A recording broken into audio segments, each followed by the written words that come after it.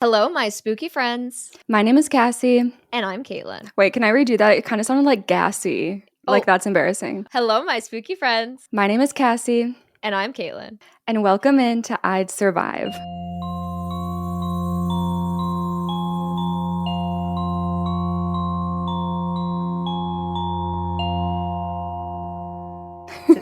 Wait, it is hello, my spooky friends, right? Yeah. Okay. I questioned the hello. I was like, wait, hold on. Is this something? Goodbye, my spooky friends. Goodbye.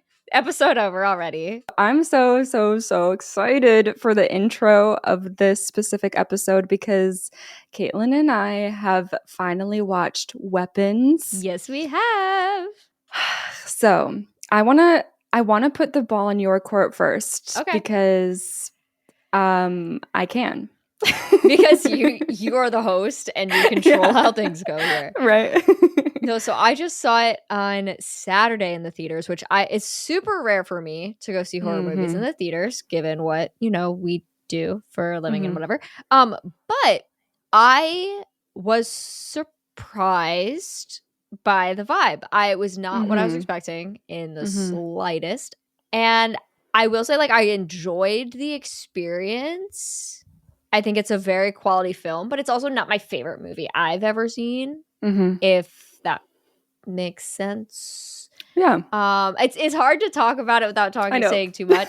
It's really, really hard. It was more genre bendy than I expected. Obviously, it had the classic horror feel and moments, for sure, but there was much more to it than that, which I wasn't going in expecting either. Right. I think because there was a lot of movie that was not horror, which was not something I expected. And I will say the format of the film, if you know, you know, is something that I do not like in general. Oh, really? That is something how books will do that? Yes. I hate it.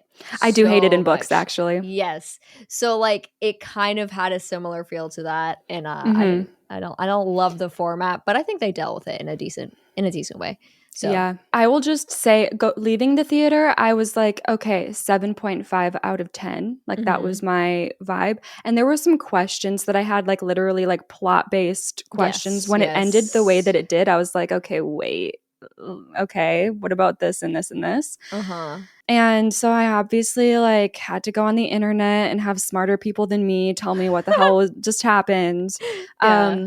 And it bumped up to an 8 from there for me, but still 4 out of 5, 8 out of 10. I really enjoyed it. Me and my sister had the most fun experience because we were the only ones, not even in the theater, but in the whole movie theater building. Oh, I swear to God, we were the first customers. That's no one else wild. was there. Yeah, it was noon on a Wednesday, so oh my God, no one was there. And it was just me and her and a firefly buzzing around. Not buzzing. Fireflies don't buzz, but I'm trying to set a scene. We're setting the mood. Yeah. And so the vibes were vibing, and some of the jump scares were really fun. My sister's scream, she's not the type to scream at a jump scare. So it was it was so real and so funny, and I was crying laughing. I will say also that looking on the internet about all of people's different theories and stuff, there was one that I saw that apparently the movie was going for a school shooting allegory throughout the whole film, and all of these people that we were meeting represented the effects of a school shooting. Whoa. And that I would love to rewatch with that in mind now, because that also might be onto something. Yeah, because there are a lot of aspects of the film that just feel really random, and you can tell that there's a deeper meaning to everything, but I was I don't know what the deeper meaning is. So it just feels bizarre is the word that comes to mind. Yeah. But I haven't gone and read theories yet, and I would like to, because I do feel there's got to be some really interesting ones out there. Oh God, there's so many things I want to say that I can't say. I know. It's actually driving me crazy. But go watch it. Go watch it. It's a good movie. It's a good movie. I gave it a 3.5 on Letterboxd. So for anyone who cares. So for today's episode, we're doing another sequel. It might be a little longer than our average episode. Who knows? It might not, but I think there's something about sequels that just, they've got stuff to talk about. They do. As a reminder, Wrong Turn came out in 2003, and today we're watching. I think you did that last time. We're not watching. I did. We are covering Wrong Turn 2 Dead End, which came out in 2007. So actually a surprisingly long amount of time between the original and the sequel. Nowadays, that would never happen. We're next year. No, it's got to come out 6 months later. So we have a new director. His name is Joe Lynch. I've not seen any of his other stuff. We also have completely new writers and completely new producers. Oh, no. Yes. No. Which is why I'm like, oh, maybe that's why it took so long, because there was no plan. Originally there was no plan to keep going. Right. And then people got together and were like, hey, let's keep going with this. Okay. Also, so interestingly enough, it makes sure to say, like in the opening credits, based on the characters by Alan B. McElroy, who's the writer of the first movie. Okay, so it's one of those. Yeah. It's one of those. Okay. So it's not like the canon events of the first movie in a way. It is. But it's not. The writer didn't intend. I don't know. I'm just like so loyal to the person who dreams up a concept. Valid. Where I'm like, whatever you say is what goes for me. So at the end of the day, like whatever your brain says, which is not necessarily true. It's just the way that I always look at things. I would love to know what Alan, the original writer, has to say about what Wrong Turn the franchise became. Right. I didn't look that up. I don't even know if it's out there, but I would agree that would be I'd feel better if he was like, cool. Yeah, exactly. Exactly. It premiered at Fright Fest in London and then went straight to DVD a couple months later, distributed by 20th Century Fox Home Entertainment. The rest of the whole franchise were all direct to video. They never got theatrical releases. Yeah. Okay. That's interesting. And with a $4 million budget, it grossed $9.2 million in home video sales. Damn. Okay, pretty impressive. That is not bad for direct-to-video. Yeah, for sure. And see, this is the thing. It's the most positively reviewed and most common fan favorite amongst the 6 installments of this franchise. That's surprising. I know, I agree. I understand why. And I probably would understand why even more if I watched the whole franchise, because I am a little nervous knowing that this is the favorite. Like, what the hell happens from 3 to 6? Yeah, right. I feel like the favorite never falls after. Like 3 is like very rare. Anything after that is never the favorite. Yes. So 2 is all. I feel like usually the original. So for 2 to be a favorite is a good sign. Yeah, and I do think going back to just like how it seems like a whole new random group of people just decided to continue this franchise. I think that's the vibe with the whole franchise. There are some through lines with people who work movie to movie, but there's a lot of like just people in and out of the projects throughout this franchise. I see. It's interesting. And before we get into it, I just want to let you know that none of our main characters returned for the sequel. Okay. So it's a completely new cast, a new story, to an extent being told here, and no continuation as far as like our protagonists. Okay. So it's still like same universe though. Yes. Okay. Let me take a deep breath before this one. That makes me nervous when you do that. No. Okay. We open on a country road going through the forest, and on the screen Shocking. Are you surprised we're in a car? Like no. On the screen we get the words Greenbrier Backcountry, West Virginia, same area as the first movie. We're so back. Hell yeah. A red convertible comes racing down the road, blasting music, and we've got a blonde bombshell at the wheel. Her name is Kimberly, and she's mad. She's on the phone with one of those like headsets. People are serious when they've got a headset on. For sure. And she's yelling, and she's like, "It's dead out here, and I'm hating you about now. What kind of agent are you?" And he's like, I don't know what to tell you. You'll find it. It's fine. And she's like, I'm still tired from the red eye. And honestly, I don't even want to be doing this stupid show. It's a reality TV pilot. I want a movie. Oh my goodness. Oh boy. And her agent's like, yeah, we'll work on that. But in the meantime, you like the car I managed to get for you, And she's like, okay, yeah, like whatever. The car is cool. Yes, thank you. And then she sees a fork in the road, and calms down because I think she's just like been driving on this road for a really long time without any new signs or markings or like anything different. So she's like, okay, finally, like I think I'm getting somewhere. She slows down, but the only sign in sight between this fork in the road is this wooden sign that is advertising some random paper mill. So she's like, weird, but she comes to a stop and is looking on her map, still annoyed with her agent, telling him, hey, there's a sign about some paper mill here, but it's not on the map. And he's half listening, like clearly he just wants to go back to sleep. Like it's probably like 4 a.m. Yeah, I kind of feel bad for this guy just based on the vibes. Oh my God, could you imagine? I could never be an agent. Oh, hell no. I could never work a job that requires me to like have my phone ready and like on at all times. Exactly. Couldn't be me. So he's in and out because he's like half asleep. He just wants to go to sleep. And he's like, yeah, so that must be it. Look, you can't afford to make a wrong turn here. You really don't have the time. Yeah. So she just decides to take her 50-50 chances and drives down the right side road of the fork. And as she starts driving down this road, her cell reception is going out and her agent is going all crunchy until eventually the call drops completely. She goes to pick up her cell in the passenger seat because, it's just her headset she's on. Yeah. And then when she looks up at the road again, a body comes flying at her front windshield and like ricochets over the convertible and onto the road behind her. Oh. Yeah. That sounds like it's got to be one hell of a jump scare. Yeah, it's a pretty good one. Sounds fun. She screams, obviously, because she just like ran over someone in her rental. Like not the rental, Oh, God, no. The insurance is going to be bad on that one. Yeah.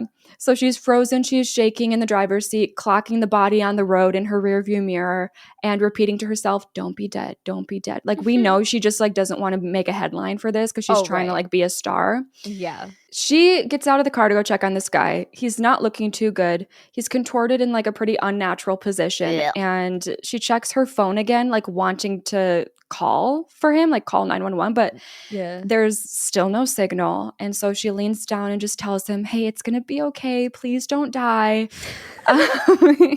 And he's like coughing up like spurts of blood. It's not good. Yeah, no.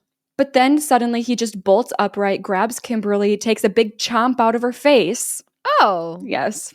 Cute. And she's screaming and struggling against him, and eventually she rips herself away, but what also gets ripped away is half of her face. Ew. Yes. So like all of the skin around her cheeks, chin, jaw, gone. Ew. And this guy is just gnawing on it.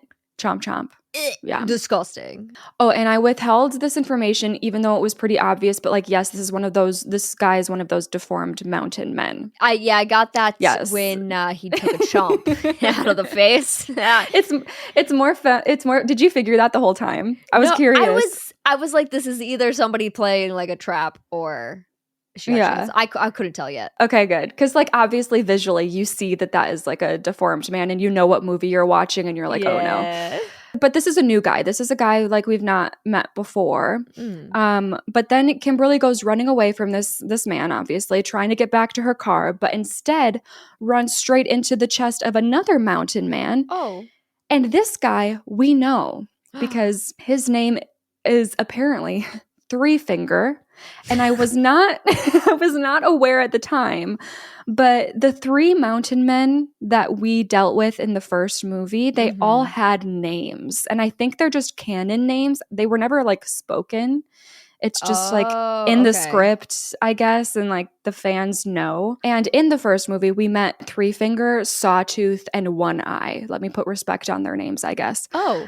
Sawtooth and One Eye, they died in the first one. Oh. But Three Finger is the one that survived, which we knew through the gimmicky post-credit scene at the end of Wrong Turn where the cop had arrived to check out this scene. Right. And it ended with like him being attacked by one of the mountain men. Yes. At the time, I was like, which one are you? I don't know. Apparently it's Three Finger. Okay, good to know. Yeah.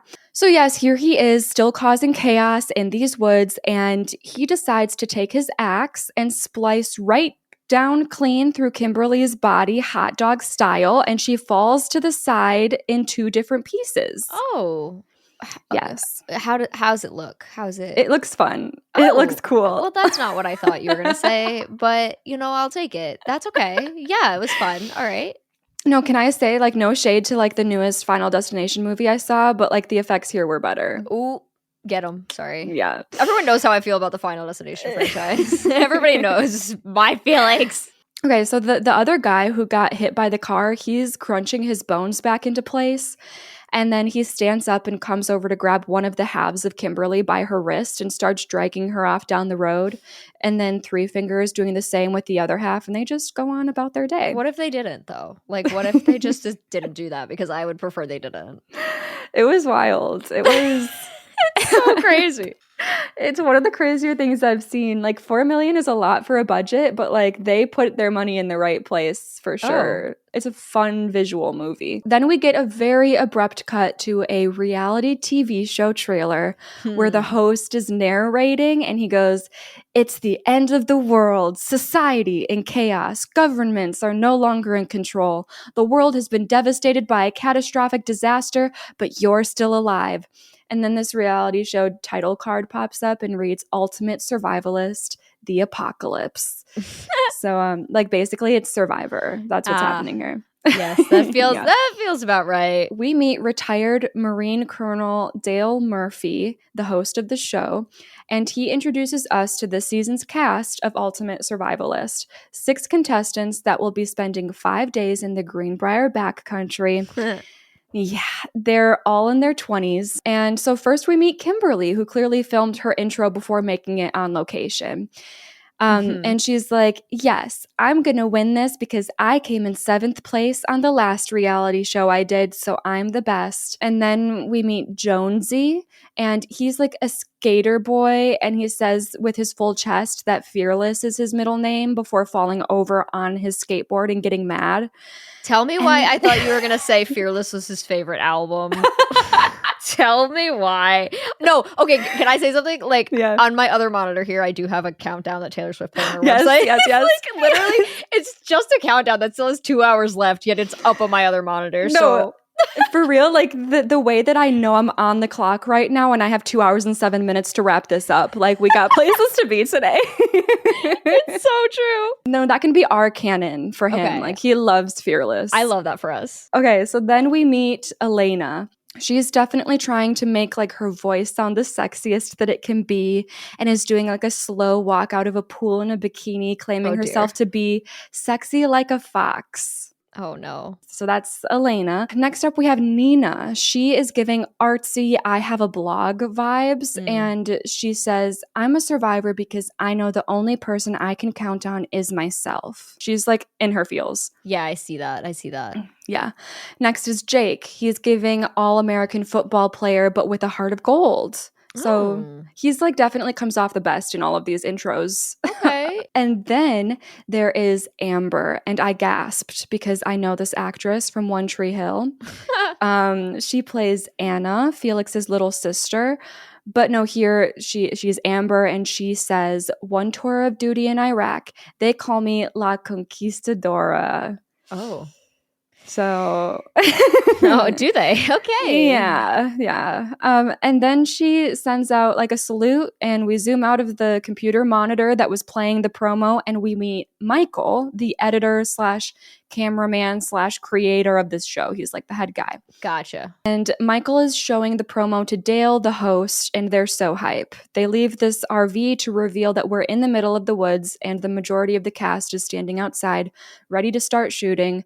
Obviously, Kimberly's missing, but they poke fun and like get meta under like, I don't get why this show is any different from like that other survivalist show. Yep. And man, I should have looked up when Survivor started. I'm sure it was like in its heyday, you know, in 2007. Definitely. I never watched it, but for sure. Problematically, the only like reality TV shows that I watched were Dance Moms and The Biggest Loser, which is like literally so problematic. No, Caitlin, I just had this conversation with my boyfriend. I was like, "Do you remember that show, The Biggest Loser?" And it was like his family didn't really watch it, but my family did. Yeah. And I was talking about it because I was like, it's so sad because it wasn't until I was older that I realized the pun that was happening in the title. Yes. Like as a child, I thought that they were just calling them all literal losers. That must have fucked my brain up as a kid. Yeah. No, because my mom used to watch that show, and it's just crazy looking back at it that like that was a thing, and it was just, oh my God. Yeah. And it's so scary, like so not a good way to lose weight in like a healthy manner. Not like at all. So, oh my God. I can't believe it ran as long as it did. For real. My childhood competition show was America's Next Top Model, which also like fucked my brain up for a multitude of different reasons. God, wow. Yeah, none of these shows were good for our brains. Oh man, the stuff that's instilled in your brain as a 2000s kid is wild. It's so true. Anyways, this is going to be so much better. They're like, how is this different from that other survivalist show? And Michael's like, you're not on some summer resort trying to make alliances. It's the end of the world and you're fighting to be the last one standing, which, let me say, I would absolutely never desire to be the last man standing on Earth. Oh, like, God, no. Why would I want that? Like, no, thank you. No, thanks. Amber, of course, makes a comment like, last man standing. I plan to be the last woman standing. You know, she's like our resident, like, feminist. Like, I see. Badass. Mm-hmm. And then Elena's like, no, sweetie, that money's mine. And Jonesy is right between them going, oh, hey, how about this? You two could mud wrestle for it. That'll boost the ratings. Jesus. So both of the girls roll their eyes and walk away from him. Let me just tell you now, this sequel it gets much more lore, which is exciting, which I like about it, but it also gets much hornier. Like, oh, okay. Which is obviously common in horror, but I feel like this series, I think it's known for that, which I didn't get from the first one. Yeah, I didn't get that energy at all from. But I'm guessing, it takes that turn here, and I'm sure that's what it does for the rest of the franchise. Yeah. Okay, I see. So thanks to the writers for that. Mm-hmm. So anyways, both of the girls roll their eyes and walk away from him. And then two new guys, their names are Chris and Wojo, come walking out of the woods after having just set up 32 cameras and mics throughout the surrounding area. And they're so happy because now that they're done, they just get to go chill at their hotel for 5 days during shooting because they did their job. So it's very much see ya, wouldn't want to be ya energy with these two. And they're like, bye, guys. Yeah. Back to Elena. She's putting some sunscreen on. So, of course, Jonesy is breathing down her neck and goes, I could help you spread it on those hard-to-reach places. And Elena's like, I saw you eat shit at the X Games last June. You should know that I only give it up to winners, not guys who choke. Jeez. Yeah. And he's butthurt and he mutters, I'll give you something to choke on. Okay. Yes. Yeah, okay. Then we cut to another woman in a chair. Her name is Mara, and she's a producer as well as the creator Michael's girlfriend. Okay. So she attempts to make some small talk with Amber, who is on the ground doing crunches and is like super intense, saying she does a 200 every day just for fun. And Mara's like, yeah, wow, that's great. Like she can't, like she's so us. Unfortunately, she's so us. Yeah. Michael comes over to Mara kind of in a panic and is like, hey, where the hell is Kimberly? And she tells him that they still haven't heard any word from her. The host, Dale, comes over all stressed too, like, hey, what are we going to do? Like, we're supposed to start shooting. Mara says they're just going to have to shoot with 5 contestants instead of 6. But Michael's like, nah, let's just shoot your character intro. You're going to be here for 5 days anyways. You can be a contestant. Oh. And she doesn't want to, but she's a very, very shy girl, you know? Mm-hmm. But she ends up getting peer pressured by these men to step up to the plate. So welcome, Mara, our 6th contestant. Oh, boy. Dale shouts to everyone to gather together and get ready to start the shoot. But Mara pulls Michael to the side and is like, hey, I literally don't know how to survive without my BlackBerry. So I'm probably going to be the first to go. Like, she's just like setting him up to be disappointed. Yeah. I would do the same. Yeah. No, yeah. I would be awful. Mm-hmm. And Michael's like, no, you're going to be great. And she's all pouty and goes like, all right, I'm doing this for you, Michael. And they share a sweet little kiss, which he romantically follows up with reminding her, hey, it's M now, not Michael. Like, he takes his creator stage name very seriously. Oh. Yeah. Oh, okay. Dale is starting to lead all of the contestants out to the spot in the woods where filming is going to start, but artsy girl Nina is still sitting on a stump in this clearing with her eyes closed, like bopping her head to her music from her iPod. Real. So nice guy Jake jogs over to her and tries to get her attention, like waving his hand in front of her. She glares up at him before pulling her headphones out and is like, "What?" And he tells her that they're all heading out to start filming. And her response to this is, "Look, I'm just here for the money, not to make friends, okay?" And what? I know. What do you? I know. What? Oh my God, I like, can't. He's not trying to be your friend. He's trying to like just keep production moving. Yeah, literally. Like you just need to move, girl. That's it. If you're here for the money, you should probably come on over. Like, exactly. Hello. How else are you gonna get it? So he's still smiling and he's like, "Oh, yeah, okay, fair enough." And then she just puts her headphones back in and keeps listening to her music. Oh my God. The rest of the group is literally gone now. And then Jake leaves her for a second before jogging back with a granola bar in his hand and is like, "Yeah, so this fell out of your bag when you got out of the RV. You're not allowed to bring your own food. That's cheating." And she's like, "I'm vegan." And Jake tells her to chew on some tree bark or something, and she tells him to just give the granola bar back. But he unwraps it and goes, "I would have, but since we're not here to make friends." And then he starts eating it for himself and walks off. There's also a shot of him like crushing the rest of the bar in his hand and letting it crumble to the ground. So like he doesn't want to cheat, but he had to prove his point. Honestly, I'm kind of with him on this. Yes, I do think I am as well. Like, she just annoyed the crap out of me just now. Like, yeah, that was just such a wild. The hostility was like unwarranted. Yeah, it's I don't know. Kind of with him on this one. Then we cut to the shooting location. Dale, the host, is going off on his little speech with the cameras on him. They're all gathered around a fire pit now. And he explains, "Today we're going to split up into 3 teams and go look for food." And they've all drawn random numbers from a bag to decide who their teammates will be for this. So our teammates are Jake and Elena. Nice boy Jake, sexy girl Elena. Perfect. Jonesy and Amber, fearless lover Jonesy. and badass Amber. And then Mara and Nina, shy girl Mara, bitchy girl Nina. Yeah. Yeah. That's what they're painting her as. Uh-huh. And then I'm not gonna lie, there's like this whole facet to the show where Dale explains that they're all wearing radiation card necklaces, and one of them has active radiation or something. And if you have that card at the end of the day, you're eliminated. And also your cards can get set off by proximity sensors that have been spread throughout the woods that will like trigger every time. It's just like reality show game stuff where like if you trigger a sensor in the woods, it starts a challenge that you have to do. Like you have to pick up the card and read the challenge. It's like he's explaining all that kind of stuff, which we will pick up along the way. Sure. I wrote typical convoluted reality competition show stuff. Mm-hmm. Once they wrap filming the intro, one of the tech guys, Neil, now collects everyone's tech, phones, iPods, whatever it is. Michael announces that he'll be following and filming Jake and Elena first to start the shoot, and then he sees that Mara is looking really nervous, so he goes over to his girlie to check on her before leaving. She's just having the usual nerves that come with an introvert being on a reality show. Yeah. Valid. Yeah. And she asks, "How did you talk me into this?" And his answer is just, "I don't know, I'm irresistible." And then he gives her a kiss and leaves to start the shoot. Amber goes over to Dale and asks what will happen when someone gets eliminated. It's so funny. Like this section is just like, make the characters explain to the audience. Yeah. You know? For real.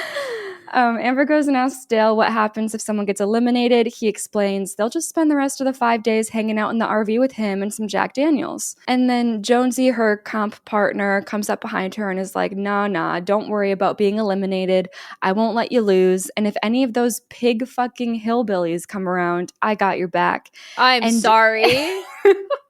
I'm sorry, sir. That's just simply not like fearless core, you know? No, it's really not. Dale snaps on him, gets up in his face, and screams at the top of his lungs, "Hey, bonehead!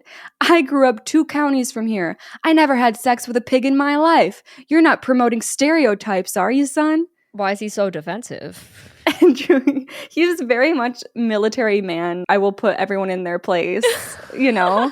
Yeah. Jonesy's like 2 seconds away from shitting himself, like literally shaking, can't get a word out. And Dale leaves him shaking, and Amber has the smuggest of smiles on her face, happy to have had a front row seat to that. Because, yeah, we do need someone to put Jonesy in his place, if I'm being honest. It sounds like it, for sure. Mara is messing with some tech stuff in a backpack that is supposed to already have been taken care of, and Nina is impatiently waiting for her to be ready to start their little adventure. But Dale comes over and is like, hey, I got these. I'll take care of it. Stop worrying so much about your potential in this game. You're tougher than you think. So that's cute, honestly. Like, honestly, we love Dale. We do love Dale. We do? Okay. Everyone is on their own journey through the woods, and we end up getting a POV of the cams in the RV.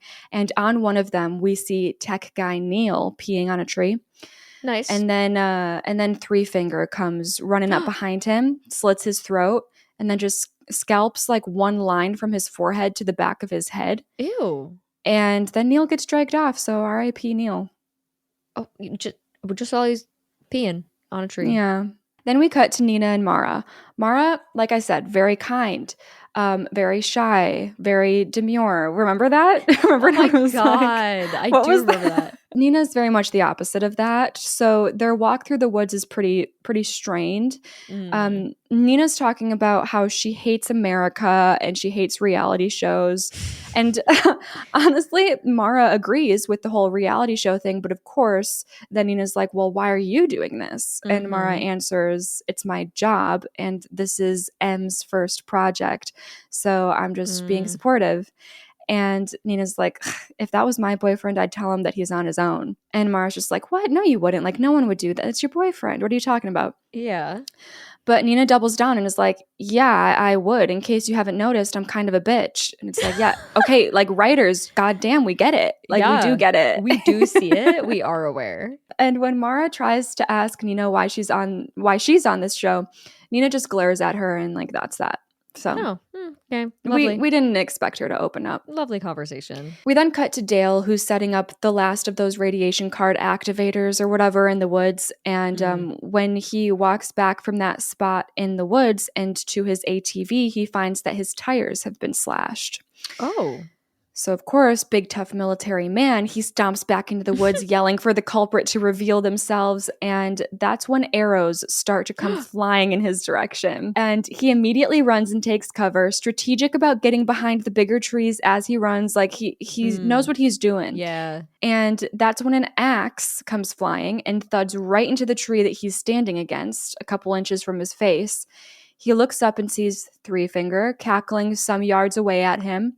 So he grabs like a pretty big knife out of his little wilderness pack that he's got around his waist and he launches it, and it's a perfect hit, gets Three Finger right in the chest near his heart. But we know that doesn't really mean anything because Three Finger just pulls that knife right out like butter and then takes a lick of his own blood off the blade. And Dale is just staring at this like, what the fuck? And turns to go running. Like, yeah, you gotta run. Goes running again. Yeah, if that don't work, then nothing's going to. Right. But as soon as he turns around, there's another man there, tall enough that his face is cut off at the top of the screen, that knocks him out in a single punch. Oof. Yeah. Damn. Then we cut to Jonesy and Amber. He keeps trying to make small talk with her, and by small talk, I just mean a million sexual innuendos. Oh, God. Yes. And military Amber is trying to focus on the task at hand, and she's concerned because she stops and shushes him for, I'm sure, more reasons than one. But they listen, and it's like total silence in the woods. And she's like, we've been walking around for 3 hours and haven't heard or seen a single animal. It's dead quiet out here. And Jonesy's like, yeah, like it's like we're all alone and we could like hook up and nobody would see. Well, like except for like the 30 million viewers watching at home. So and funny. She finally puts her foot down to his incessant and subpar flirting and goes, you don't get it, do you? I'm into women. I wrote I'm into men. She's not into men. She says, I'm into women. And his face lights up in pleasant surprise. And he goes, you're a lesbian? How hot is that? Oh like, God. are we surprised? Like, it doesn't end God. with this boy. Oh, I hate. Oh, okay. Whew. Yeah. This is fun. That was bigger than ever in the 2000s. I think it was weird. Like once people started like, quote, being okay and accepting of LGBTQ, it was like, let's just fetishize them then on top of that. Like what the fuck? Yeah. Over to Jake and Elena. Michael is with them shooting some talking heads, which I only know that term because of The Office. Yeah, honestly, that's probably what taught it to me too. Okay, I don't know if that's like an actual term. Is it an actual term? Oh, it is. Yeah. Okay, yeah, good. Yeah. Talking head is a term. Yeah. Perfect. I was like, what if that's just an Office reference? And I just am using it as regular vocabulary. You're good. You're good. Michael's shooting Jake and Elena's talking heads, and Jake is telling a very heartfelt story of a bad sports injury that he got in high school that dashed his hopes and dreams of being a pro football player. And Michael's eating this up. He's like, this is great. The audience is going to love you. And then Elena is also there, and she's trying to play into the story that Jake is telling. And she's like, oh, that's so sad. That must have been so hard for you, honey. And she's trying to like curate a friends to lovers storyline here for the show. I see it. She's like touching up on him, giving him the eyes. And Michael is, of course, into this with a big smile behind the camera, but Jake is uncomfortable, and he immediately just stands up and is like, so I think the river is that way. and I wrote, and I have to say, this is so Caitlin. Oh my God. Wait, it is. Hold on. There's a river over there. What if we looked at it? Jake was my favorite, and I'm understanding why now because I am Jake. Obviously, Jake knows that she's just trying to play it up for the cameras, and he's not into faking a relationship for views, much to both Elena and Michael's dismay. Over to Mara and Nina. They're just bickering about what to do when Mara sets off one of those like radiation challenges by stepping on a super lightweight tripwire. An alarm starts blaring. They find the source and take the card out, which stops the alarm, and the card reads, "You've been infected by anthrax from a nearby laboratory explosion. An antidote can be found by the river. You have 2 minutes." Oh. Yes. So Mara goes running. She's the one that set it off. So Mara goes running toward the river, and Nina follows after her, more because they need the footage, not because Nina wants to be a supportive partner. Oh, yeah. Yeah, so Mara makes it to the river and spots the red flag that represents the antidote, and it's hanging underneath the end of a mossy fallen tree trunk that's reaching out over this rushing river. So she balances her way along and makes it to the end of the trunk, tries to reach under to unhook this red flag, and she does manage to snag it, but she falls down into this rushing river in the process. Yikes. The current's really strong, but she eventually gets washed up on like a stony side shore, and Nina had been running along with her, like trying to keep eyes on her, and is waiting to make sure she's okay. And she is okay. Mara's good. She got the flag in time, and she's so excited. Like she's shocked that she was able to pull that off, because going into this, she was like just filling a spot and she thought she'd last 2 seconds. And now she did that. You go, girly. Yeah, and Nina is actually really excited and proud of her too. She's like jumping up and down, and she screams, "You kicked ass!" So wow, okay. Yeah, the girls are bonding. Love that. I think Nina's like just really serious about, I mean, I'm sure they all are, but really serious about the money, and she's like, I'm stuck with this girl, you know? But now she's like, okay, wait, like you killed it. Yeah, maybe we could do something. We return to more of Michael filming Jake and Elena. They're now at the river, and it's a much calmer spot of the river. It's not Russian, it's just like Russian. It's not Russian. It's not rushing. Yeah. That's odd. It's like really cutesy calm. And as soon as that camera is rolling, Elena goes, "Ugh, it's just so hot out here. I think we can fish later." And she starts stripping down, takes off her top and her bra. Oh. And full frontal, and basically asks Jake, like, "So, like, you down?" And Michael's like, "Hell yeah, like sex sells," behind the camera. God. He's like so excited. And then Jake is standing awkwardly to the side, like, what the fuck is happening? Like, oh, Jake. No. Michael cuts the camera. Elena covers her chest and is like, "What the hell, Michael? Get him to cooperate. I'm giving it my all here." So Michael tries to explain to Jake that he and Elena are the sex symbols of the show, and he wants to create some chemistry. And Jake's like, "Yeah, you said this was a family reality show. like, if I do this, I have a mother and 6 nieces that'll never speak to me again. And real?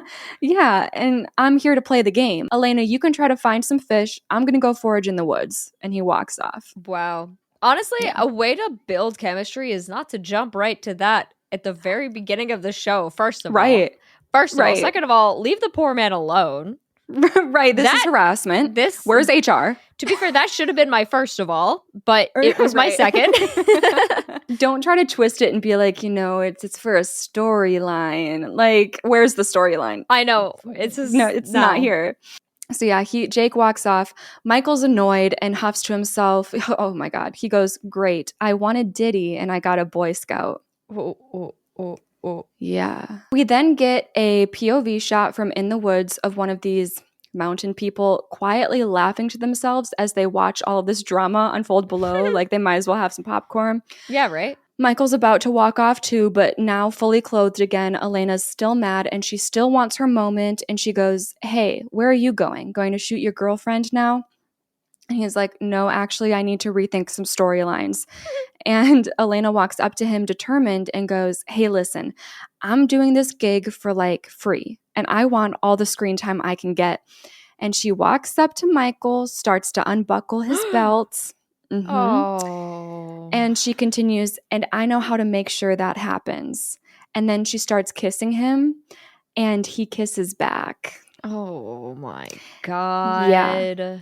And then she gets down on her knees, and yes, she gives him a blowjob, and he's loving every second of it. Oh no. No. Ew. Mm-hmm. I hate it. Mm-hmm. Back up in the trees, we get another shot of that mountain person watching them from like his perch on the branch, and he's fascinated. He's really liking what he's seeing. So that's good for him. Yeah. We cut to Mara, poor Mara, and Nina. Mm-hmm. Mara is still riding the high of her challenge win and like gushing about how she didn't think she could do it, but she did. And Nina is still pumped with her and like gets real for the first time, saying, I'm sorry I didn't help. I just really need this money. Which, would you not help that? Anyways. Anyway, we'll just ignore that. Then Mara's distracted by a little something that she sees through a break in the trees. And oh, what do you know? It is her boyfriend, Michael, getting a blowjob from Elena. Oh, she sees it. She sees it. Oh. And of course, she starts crying and like stomps off. And Nina sees this too and shakes her head pissed off for Mara, but not surprised. And yeah, Nina tries to walk up to Mara. She's like, hey, I know it hurts, but you don't need a piece of shit like that in your life. You're better off without him. And Mara's like, I just thought he was the one, And Nina sits down on the forest floor with her, gets a little softer and opens up, saying, 6 months ago, I caught my fiance in bed with my best friend. Oh. The amount of times that this has happened to like real people in the world, I don't know how I could ever move on from that or ever like talk to anyone ever again, like friend or romance. Like I would be broken. To be broken by because they're always like, oh, best friend breakups are worse. What if you get both at the same time? Yeah. Like, oh my God. Also destroys every ounce. Oh my God. No, I can't. Yeah. So, we are seeing a little bit why she might be like rough around the edges here. But I mean, yeah, some moments it's like, okay, well that was uncalled for. But here, we're getting to the meat of this character. And she's like, caught my fiance with my best friend. To top it off, he used my credit cards to put me into major debt. Oh. And the sooner you realize you can only depend on yourself, the better off you'll be. So take a breath and let's go down there and kick his ass. And Mara laughs a little through her tears. She asks, is that what you did to your fiance? Like kicked his ass? Yeah. And Nina's so serious when she says like, yes, I put him in the hospital. Let's go. Oh, okay. And Mara's like, okay, wait. Like, no, I'll deal with it in my own way. And Nina's like, come on, it's what he deserves. But Mara goes, no, it's not me. I'm not like you. I don't want to be like you. Oh. Yeah. That's like a heartbreaking thing to say to someone. So yeah, that's a little rough. Nina's just like, oh, okay, I get it. And she walks off on her own. And yeah, sad, awkward, I think it's so funny that they're trying to like and maybe this is part of the point, but like reality TV, like they're trying to script these stories, yet the reality is way more dramatic than the show. It's like so funny. Yeah. Like this would sell. Back over to Jonesy and Amber. He's begging her to tell him just one hot lesbian experience that she's had. Like just one, Caitlin. Like he's not asking for much. No, he's so irritating. Yeah. She's fuming, obviously. Like, is the money worth it at this point? And Jonesy stops pestering her when he smells something in the air and he's like, what the hell is that? Is that barbecue? And yes, they end up finding a clearing that has meat just actively being cooked over a fire. Oh God, don't eat it. There are clothes hanging on a clothesline on the outside of the circle, a table full of what look like random condiments. I don't know. And Amber's like, okay, well there's no way. This feels too easy. This has to be a trap of some kind to make us lose the game. And Jonesy's like, nah, this is just a hunter's camp, and it smells way too good for me to pass up. And then Amber's like, okay, well, if this is really a hunter's camp, we can't just steal their food, you know? True. We already know Jonesy doesn't give a fuck. He's like, hey, if we bring a bunch of this back to the other guys, they aren't going to want to kick us out of the game. Like, we can strike up an alliance by begging this right now. Amber ends up giving in, and they use the nearby hanging towels to wrap their hands before each grabbing an end of this pole that the meat is speared on, and they walk away together with it. Oh, okay. I feel really confident that was totally normal and fine. Yeah, that's for sure chicken, right? Definitely chicken. We cut to Dale, who is waking up now, strung upside down with rope, wrists also tied, in the middle of what looks like another makeshift mountain man camp. Three Finger pops up with a knife, giggling to himself as he makes these swift, shallow stabs repeatedly into Dale's chest. I don't know why I hate that so much. Yeah. Just kill me. Don't prolong this. Just end it. Yeah. And once he's done having his fun with that, he goes over to his prehistoric knife sharpener. This is spinning rock contraption, and starts sharpening his knife to do who knows what with the knife. I don't know, play some more, kill him. I don't know. Gross. Back to Mara and Nina again. Mara is done with the game. She's not in the mood, and she just wants to get out of here. So her plan is to call the techies, as she calls them, to get them to drive her back to her hotel. And Nina's like, right, well, if you're trying to get back to the RV, you're going the wrong way. And Mara shakes her head and is like, no, that'll take too long to backtrack. I'll just call them from here. And she points ahead to a janky little cabin in the woods. What? Why do we have to go there? I don't know. Does not hesitate to run up the porch steps, starts pounding on the door, asking if anyone's there. Oh my God. And Nina's reaction to this is perfect. She's like, oh my God. Okay, so you're crazy. What are you doing? But she sticks with her, and when Mara decides to, of course, just mosey right on in without an invitation, Nina's right behind her. So Nina stays right inside the door. She doesn't walk too far into the house, and she's still like, hey, Mara, you can't just walk into someone's house. Mara doesn't care. She's still like, hello, I need to use your phone. What happened to her being the shy girl?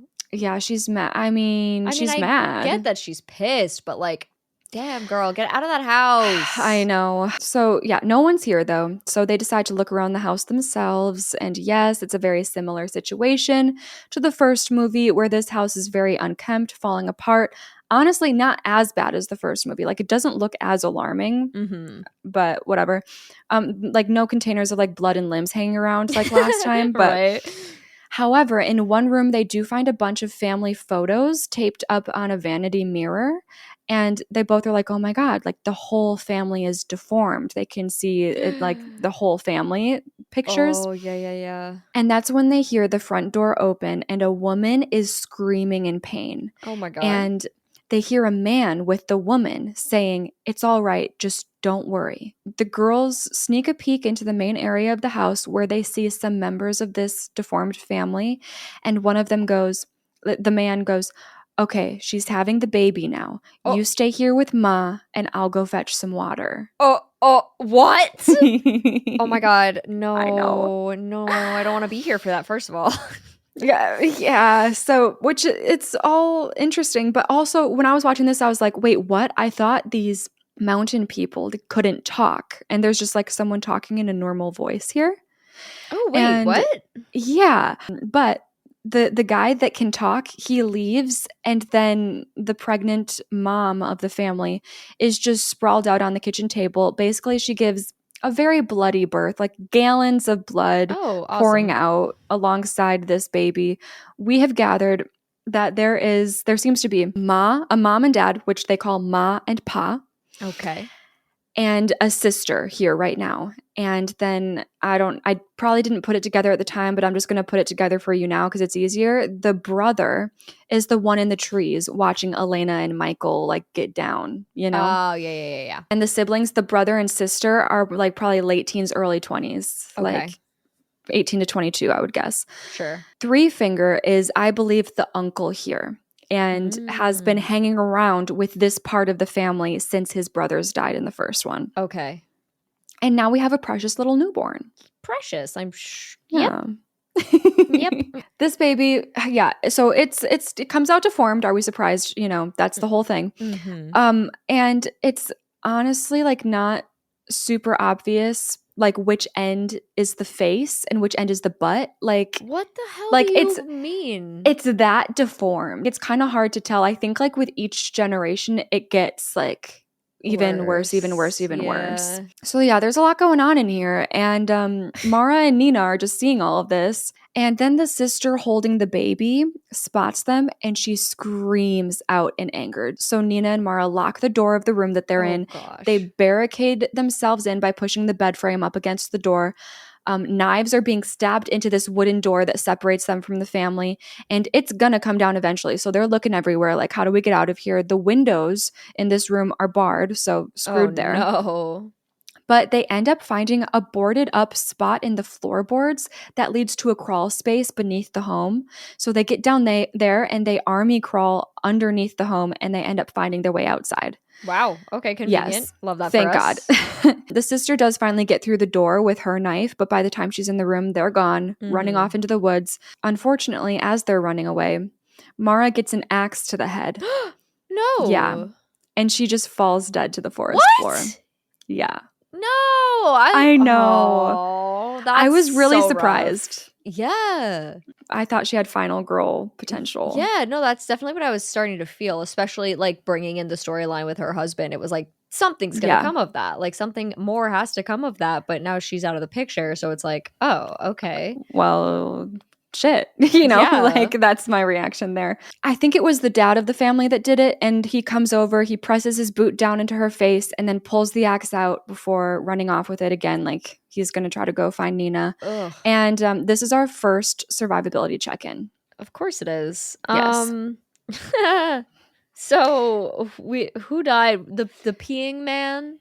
Yeah, Kimberly at the beginning. Oh, and Kimberly. Mm-hmm. This is like one of those situations where it's like, what else could they have done? I mean, okay, Mara went in the house.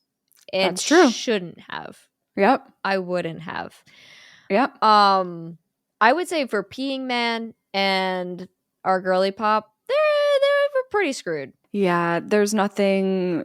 I would have been in the same. I mean, I wouldn't be peeing on a tree, but like it still stands. Like if you're just like standing, minding your own business in the woods, doing whatever, and then that happens, like you know. But in the Mara universe, I don't think I'm going in there at all. Like that just seems insane. But once you get to that point, I mean, you're running axe to the head. Not much. I'm pretty low here. I'm gonna go 32. Okay, so I decided to go with a 56. Ooh, okay. Yeah, just because I was thinking more along the lines of how many people are still alive. Fair enough. Like ratio-wise. It's mostly Kimberly's death that brings me down here because it's like you're just driving in. Yep. Well, I wouldn't go on a reality show, okay? If we want to go back that far. True. But like if I am like in Kimberly's situation, I'm definitely screwed. I would like to think, you know, I'm such like a baby that I would never be alone in the woods. So maybe I wouldn't be Neil, you know? And then I wouldn't yeah, I don't think I would do what Mara and Nina did. Like, even as Nina, I wouldn't follow my friend, and I'd be like, I'm walking back to the RV. Like, yeah, especially because it's not even your friend; it's somebody you met yeah, today. Like, yeah. you know, I don't know. I don't even really get why they went in there. I don't know why it looks crazy too. Like, what part of you thinks that there's going to be like a working, like someone who lives out in the middle of nowhere like this? Are we sure they even have a landline? Like, Yeah, no, it doesn't make any sense. Like, obviously, they also, like, because they're on a show, it's like they can't get that lost. Like, so, like, you're not in a desperate situation Yep. where you need to get that phone right now. Like, I get you're angry, and that's probably Yeah. fucking with her emotions, and that's so valid. But Yeah. still, I'm like, But no, that's no, no, all. no. Like, they really, really rode that home with the writing here of like, it's just because she's so angry. Like, that's what's pushing her Yeah. into it. And it's like, come on. Yeah, You know? no. No, no, no, no, no. So I did decide to stay in the top half just because of how many are still alive and some of the Fair. situations that led Fair. to what's going on here. Okay, Nina is still running her ass off, she knows Mara went down. Pa's trying to scent her trail now with his bow and arrows in hand, and Nina's given up on the running game and is hiding behind a giant boulder, which, what do you think is the move here? Like, keep running or try to find a good hiding spot? Depends on how close this person is, because like I am a big fan of finding a hiding spot. I'm down with that. It has to be a good spot though. Like, it has to be like, if you're gonna hide behind a boulder, you better be able to move around it without making sound, because that doesn't sound like a great hiding spot to me. True. There's too much chance. Pa is almost about to find Nina. Like, it's one of those shots where, like, we are the POV, we see her, and then he's in the distance and he's coming closer and closer to the boulder. Yeah, She's freaking out. But then Ma comes riding up in her pickup truck, honking away like Pa needs to hurry and get in so that they can get back home, take care of Mara's body, which is currently tied down, bleeding all over the like hood of the truck. Oh, like, roped that's a down. good spot for it.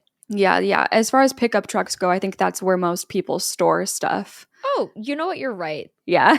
That's actually a great point. That's Yeah. where everybody should store stuff from now on, not in the bed. That's stupid. Yeah, and Ma's gnawing on like some fingers in the driver's seat. Oh like, it's just like God. a little snack. You know, you get hungry on a road trip.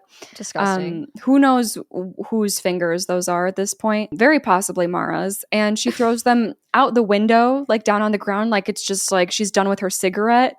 Oh my She just throws it out. God. And it lands right by Nina's face. Oh, so, ew. Of course, she's like trying her best not to scream. Personally, I was thinking about this when I was writing this. Personally, I don't think I would have a hard time not screaming in any of these situations. Oh, yeah, no, I always find it funny when like Yeah. somebody's trying to be quiet and then they see something and scream. I don't know, it's hard to put yourself in their shoes. Right. But I don't think that would ever be something I would do. Yeah, it's just like such a common trope that gets used a lot in horror and a lot in this franchise. And I'm just like, I know shit is going down. I'm just survival mode. Like, you're not going to get a scream. You're not going to get a peep out of me. I don't care what I see. I agree entirely. So anyways, Pa gets in the truck and Ma and Pa drive off with Mara's body back home. Back down at the nice little river spot that I so like beautifully explained before. The Russian one? Yeah. Elena is putting her underwear back on. So it was more than just a blowjob that happened between her and Michael. I guess so. And obviously Michael's like, so, hey, can we keep this our little secret? I wouldn't want to mess things up with Mara. You know, I think she's the one. Sorry, I'll get so mad. I screamed. I all caps said, "This is a terrifying man, scariest man in the movie." What? Yeah, no, literally. Like, I already don't trust the male species most of the time, and this man does not help that. So scary. Like, that's so crazy. This man in his head, he's like, yeah, I'm in love with Mara and she's the one and I want things to work out and I love her so much. So could you not tell her that I had slept with, like, where's the disconnect? How can you sleep with someone else if that's how you feel about your girl? That's what? Oh my God, no, this is so upsetting. Elena's like, yeah, whatever, I won't say anything. I'm just gonna stay here and tan. And she, oh my God, she's laying out by the water in her bra and underwear now. And the brother of the family is still, up in that tree watching. Mm-hmm. He's watched it all, and he's gotten more excited than the last time we saw him. And now he is doing something about it. No, Thank no, you. I'm happy that was enough. But I not. didn't have to explain further than that. Thank you. Oh my god, I want all 3 of these characters gone right now. Yeah, right. All of them. None of them need to be around anymore. But that is when someone grabs brother from behind and like angrily pins him up against another tree. And we realize it's his sister. And she's pissed that he's been getting himself off to Elena. So she punches him in the face a couple times, throws him on the ground, And in doing so, they accidentally set off one of those radiation challenges. And the alarm starts blaring. And Elena has heard the scuffle and then from the water. And then she stands up and kind of looks around. She's like, hello, who's there?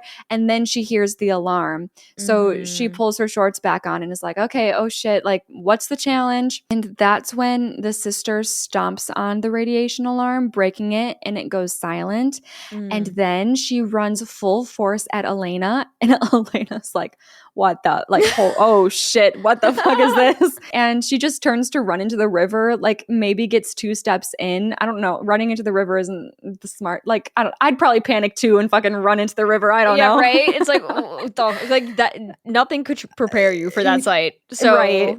She gets like maybe 2 steps in when the sister starts knifing her to death, like just stab. And it is a crime of passion. By the end of it, Elena is face down in the water and we can see her spine sticking out. Ew! Disgusting. Yes. But also homewrecker. Bye. right. Like, okay, karma. I don't know. For real. No. I don't mean that. No, we don't. We don't. No, we don't want anyone to die. Right? No. Right. The brother comes running over. He looks really shocked and like maybe a little sad that Elena is dead, Oh my god. And his sister starts rubbing his face to comfort him and then starts making out with him. I gotta go. Like, no. I mean, it's not like I didn't know that's what was happening because they're like, that's why they're deformed and all that. But like, I really would like to leave the room and never come back. Yeah, it's a tough watch. It is a tough watch. Everything about the past, like literally the past like 5 minutes of my life, like didn't need to happen. Yeah, you can. It just black. It won't get worse. Girl, stop. Okay, back to Dale and Three Finger. Dale's still hanging upside down, and he's just watching Three Finger gut Neil, the tech guy, across from him when Ma and Pa roll up in their truck. Oh, good. No words are spoken. Three Finger just helps them get Mara carried on over to our little gutting station. And then Ma and Pa are off, like, probably just to kill more people. They're like, okay, thanks, bye. Oh, okay, see you later. And Three Finger walks back over to Dale with his knife again and goes to take a swing.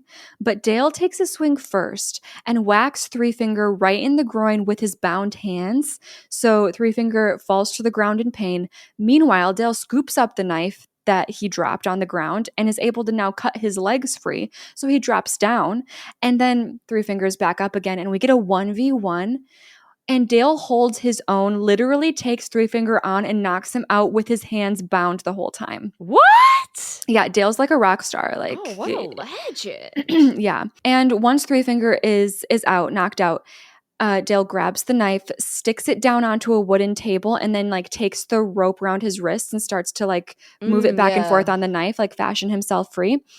And just as he manages to get free, Three Finger is on him again. Like, they just keep coming back. Right. But it ain't nothing for military Dale. He grabs Three Finger's arm, literally just twists and breaks it. Oh. Yeah, gets him with a 1-2 punch in the face, flips him down on the ground. But Three Finger just gets back up. And at this point, Dale knows he's not dealing with a normal person. Yeah. So he goes running for the shotgun. And right as he gets his hands on it, Three Fingers there. Now they're both fighting for the shotgun. But it's Dale who ends up snagging it in the end. And he makes a perfect shot right through Three Fingers' chest. Like makes a hole in his chest. Three Finger goes flying through the air and lands in the river. And then Dale just kind of stands there. And he's like, yeah, like, that's what I thought. Like, fuck you. What? Yeah. W. Dale. W. Dale. I mean, I'm definitely not feeling confident. I would say death. You okay, see, because like in my brain, you gotta like decapitate for these guys to die. Well, right. I would say like 99% death. Like me watching this, I'm like, holy shit. Like he's dead. But you always have to leave like a couple percent with this situation. Exactly. Okay. Then he goes and checks on Mara. Like, remember, Mara's dead body has like been deposited here. And he goes to check on her and make sure, like, yes, unfortunately, she's very dead. So before leaving this area, he keeps the shotgun and then he grabs this huge hunting knife and he's off. He's like, I'm going to go find more of these fuckers. Like, what the hell's going on? You know? Hey, Dale. Because he knows, he saw Ma and Pa. He knows there's more. Yeah. Then we cut to Michael, who has just arrived at the RV, and he goes inside and takes a seat at the desk with all the monitors showing everyone's footage. But one of the cams goes out, and he's like, ugh, what the hell? So he gets under the desk to mess with some wires. We pan up, and we see the cam turn back on the monitors while Michael's trying to screw with the wires. And the POV of that cam is someone slowly reaching the steps of the RV that he's in. Love. But then they stop and they redirect to the front driver's area of the RV and they hop up in the passenger seat. And we see that Ma is in the driver's seat. Oh. And then we realize that we are in the POV of Pa. Oh, dear. And they rev it up and they just start driving. Oh, okay, here we go. Michael's freaking out in the back, like, hey, stop, like very who's driving this bus energy. And he makes it to the front and like tears down the wall thing that separates the back from the driving area. I don't know. Yeah. He thinks it's Neil, like being an idiot, driving off. And then he's met with Ma and Pa. And that's gonna be fun. And Pa immediately grabs Michael by the throat, jumps into the back with him, pins him up against a wall, and then spears him through the chest with an arrow. And the arrow also goes through the wall of the RV so that Michael is pinned to the wall. Oh, yeah. And he's just like screaming in pain. And that is when we cut to Jonesy, Amber, and Jake all eating some barbecue around a campfire. No. Oh my god. Okay, they're vibing. Jake is so happy to have run into them. And they think that they've got a fun little alliance going here. So yeah, I'm glad they're having fun. I'm not. They are. Yeah. Yeah. They open up a bit, little heart to heart. Jake saying how he wants to use the money to get his sports medicine degree. And Amber is going to use the money to pay her dad back for raising her because he basically has disowned her. I think because, quote, he doesn't approve of her lifestyle. Wait, so she's going to give him money? Like, I think she basically says, like, I don't want him to have anything to hold over me. Like, their relationship is so bad. And I think he, like, demands respect from her because he raised her. But also, like, he hates her. So she's just like, let me pay you so you can leave me the fuck alone. I see. I got you. And then Nina comes running up to them, out of breath, having a panic attack. They're all like, whoa, what's going on? She tells them Mara's dead and fills them in on what happened. Jonesy, of course, is like, nah, this is obviously part of the game. What you saw is called special effects. This is probably a test to see who's going to freak out and fall for it. Are you that person at the campfire? Like if a contestant comes running up screaming that? Oh boy. See, I'm like mad at him, but damn, maybe. Like, I know. Because I'm already not trusting of stuff like that. And now I know the cameras are on. Like, ooh, shit. Like, I don't trust reality TV as it is. So actually, I might be. I know. I think that, like, again, we hate Jonesy right now. And he's, like, so annoying and everything. But, like, also right now, I would probably think the same way. Yeah. Then Amber lets out a scream because she notices something on the meat that they've been eating. No, God, I don't even need to. It's an infinity symbol. And they all recognize it because Whitney, who never showed up, showed off this tattoo of hers in her original intro that she taped. Wait, Whitney? Yes. The car girl, the first girl that never made it to set. For some reason, I thought her name was something else, but I'm just stupid. So yeah, they've been eating Whitney's leg and they're all realizing it. And Jonesy throws up because yes. Yeah, valid. Yeah. And the four of them all take off their camera equipment and then they go running into the woods. Which I don't know if I would, but actually that is smart. I would like think I want to keep it on because I want to like have people see this and maybe someone will see this that can help me, but then you have the risk of the bad people seeing it and knowing where you are. Wait, okay, hold on. Oh yeah. Kimberly. What the fuck? Who's Whitney? I don't know. I had to look that up because it was driving me crazy. Who is Whitney? I don't know who the fuck Whitney is. That's why I was like, who? It is Kimberly. Guys, I just tried to redo that section and say the correct name as Kimberly instead of Whitney, and I literally cannot. I cannot. I was like, Caitlin, just act so surprised. Just like be really excited about the infinity symbol tattoo. And I just got like 2 seconds in and I was like, no, I can't. Can't do it. Yeah, it's all right. You know what? Sometimes this happens. We say the wrong names. It does happen a lot. It happens a lot. Usually, though, it happens like between characters. I don't know who the fuck Whitney is. Yo, who is Whitney? Where did Whitney come from? Okay. So anyways, moving on. They're all running away now, dropped their cams. As they're running, Nina steps on a piece of wood with a nail sticking through the top. And the nail like goes through her shoe and into her foot. And Jake encourages Amber and Jonesy to keep running to get back to the RV. And then he's going to stay back and help Nina. Okay. So with Nina and Jake, the nail isn't embedded into her foot. It was just like poke, and it came out. Okay. Good. But Jake's like, we still got to wrap this up because it's like bad and bleeding. And so he takes off her shoe and sock and tells her to give him the wristband that she has on her wrist. And she gets really defensive about that. And she's like, no. But he's calm and kind. And he's like, hey, you don't have to hide anymore. And she's surprised by his response, but also it softens her up a bit, like she's grateful for it. And she takes off the wristband to reveal self-harm scars. Oh, okay. Yes. And he starts to wrap her foot for her, and she asks how he knew, and apparently he was in a dark place after his football injury, and his therapist told him to sit in on one of her suicide support groups, and he met a girl that did the same thing, but like with a bandana. So anyways, they do share a vulnerable moment here. I will say I personally wouldn't question someone wearing a wristband on their wrist during a woodsy competition, but maybe it was more her defensive reaction that made him clock it right away, I guess. Yeah. So yeah, they have their bonding moment, and then we cut to an old man at the main house, and he's prepping some of his meat outside, and the camera pans to reveal Dale crouched behind a car with his eyes on him. And he ends up getting in the house with his shotgun. This old man is on his hands and knees in the house, cleaning up some guts on the floor as you do. And Dale's got the shotgun pressed to the back of his head, and we realize that we know this old man. Oh. So I don't know if you'll remember, but he is the gas station attendant from the first movie. Oh. Yes. Yeah. Oh. That warned Chris not to go into the woods and then was shocked when Chris and Jesse made it out at the end. And he's just a normal looking like old dude that does have the ability to speak. So now we're like, oh, like the birthing scene, that must have been him that was talking. Oh. Getting water, like being like, the baby's coming. That was him. Oh, okay, that makes sense. This guy, this old man, he's literally like old man in the credits. He's at Dale's mercy, and he just goes, don't kill me, brother. I'm a good Christian man. Oh, yeah, okay. Right. And then we cut to Amber and Jonesy, who have made it back to the clearing where the RV should be. But of course, they find out that it's gone, and they're freaking out. Jake and Nina catch up, and now the four of them are all equally freaking out about what they're supposed to do, because, like, where are they supposed to go? Yeah. And Nina points out that there's that old paper mill by the main road. So Jake nods and is like, okay, yeah, maybe we can find a phone there. And Jonesy's like, it's abandoned. There's no way that we're going to find a phone there.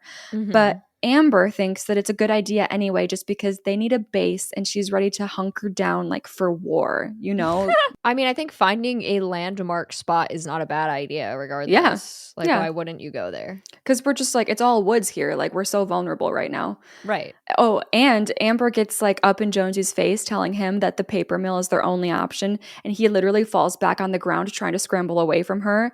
And he falls like right next to a bear trap.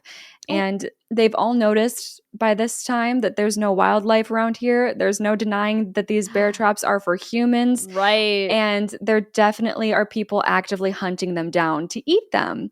So Jonesy's like, yeah, okay, sure, let's go to the paper mill. Like, let's just get away from here. Let's do that. Back to Dale and the old man. Dale has decided to show him mercy and is currently perched on a stool, giving himself some stitches like in his abdomen from one of his cuts. Jeez. And the old man is lounging back on his couch, drinking his trusty Pepto-Bismol. But Dale notices some dynamite in the corner of the room, and naturally he asks, like, who are you blowing up, old timer? And this guy goes, oh, just the trout. Only way to bring him up to the surface. And Dale also notices an old photo of what must be this old man and his wife. And he goes, okay, hey, look, pretty wife. And old man's happy to talk about her. He's like, yeah, that's my Delilah. Gave me the happiest days of my life. God bless her soul. And then the old man changes the subject, telling Dale that he's lucky he made it out of that section of the woods, that he avoids them himself. Dale asks, how many of those freaks are out there? And the old man responds, hard to know. More than the ones you run across. And Dale asks, what are they? And the old man says, oh, just like you and me, brother, except uglier and a lot stronger. It's the chemicals that changed them. The pulp mill, talking about the paper mill, shut down near 30 years ago and left a mess. And the poison killed off all the animals. Most folks around these parts left. But there was one family that stayed, and pretty soon their babies started gushing out of their mama's womb, just as ugly as them trout I got hanging out there. Jesus. And then they grow up and have kids of their own, and they turn out even worse. So anyways, you want to stay for a bite? Yeah. No, you know what? Great story. You know, that was fun. Actually, now I am hungry. Yes. How did you know? Dale's like, oh, yeah, that's okay. I've got to get going. Oh. And then he asks an obvious question that I think would come to anyone's mind. He goes, why do you stay here, old timer? Yeah, that's a great question. And the old man goes, well, I could never leave. Gotta stay close to my youngins. And then he shoots up, grabs some pottery bowl, and tries to go to town and beat Dale up with it. But like for Dale, this is like flicking away a pesky fly, okay? He's like, whatever. Right. He's got the old man pinned down. The whole time this guy is screaming, I'll kill you, I'll kill you. You killed my son. Talking about Three Finger. Oh, yeah. Oh, God. And while Dale has him pinned, he grabs a stick of dynamite, lights it up, thanks to a nearby candle, and sticks it in the back of this old guy's pants. And then Dale makes a run for it out of the house, and the old guy does too, and he has a gun in hand. Like, he's ready to shoot and aim, but before he can take the shot at Dale, the dynamite blows him to smithereens. So, W. Dale again. Dale is slaying today. Okay, Dale. And Dale just goes, say hello to the missus for me, and then grabs the shotgun back for himself and is on his way. Oh, yeah. This is our second survivability check-in. Love that for us. So what I'm curious to know, and I don't know if you know the answer to this, was the guy like being part of the family, being the dad and all of that, was that canon in the first movie, or is that just something the second movie decided to do? Like, was that supposed to be the intention of the first movie, that he was the father? To me, I don't think so. I think it's a fun thing. I really like what they did here. I enjoy it. Yeah. I do like that. I just am curious if the original writer had that thought at all. Yeah. Just out of curiosity. But that is kind of fun. Because I was thinking when he was like, even when you were like, oh yeah, some families stayed, and like I didn't even clock that the family that stayed wouldn't have looked like deformed. Like I didn't even clock that at first.